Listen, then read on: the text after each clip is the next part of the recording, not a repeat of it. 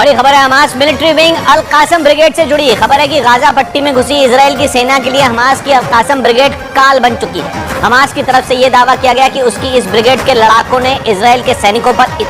इतना भयानक हमला किया कि उन्हें गाजा पट्टी से उल्टे पैर लौटना पड़ा। दावा यह भी है कि हमास के हमले में इजराइल के कई सैनिकों की मौत हो गई, जिससे गाजा पट्टी में इजराइल के जमीनी ऑपरेशन को तगड़ा झटका लगा। मतलब हमास की अल कासम ब्रिगेड के आगे इजराइल की हाईटेक आर्मी जंग में जूझ रही, क्योंकि दावा किया जा रहा है कि गाजा पट्टी में हमास की इस खतरनाक ब्रिगेड ने इजराइल की सेना को करारा जवाब देने की पूरी तैयारी कर रखी है। आरोप है कि हमास की अल कासम ब्रिगेड ने ही 7 अक्टूबर को इजराइल में घुसकर हमलों को अंजाम दिया था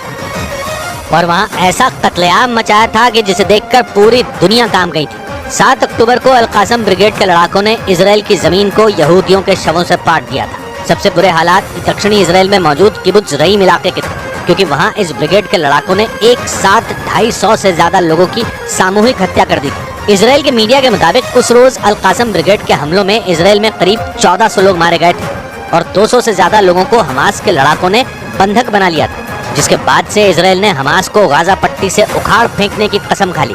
वो लगातार हमास के ठिकानों पर हवाई हमले कर रहा है, लेकिन इसके बाद भी हमास की अल कासम ब्रिगेड हार मानने के लिए तैयार नहीं है। इजराइल की मीडिया के मुताबिक इजराइल के जमीनी हमले में सबसे बड़ी चुनौती अल कासम ब्रिगेड ही है, जो गाजा पट्टी में घुसी इजराइल की सेना पर करारा प्रहार कर रही है।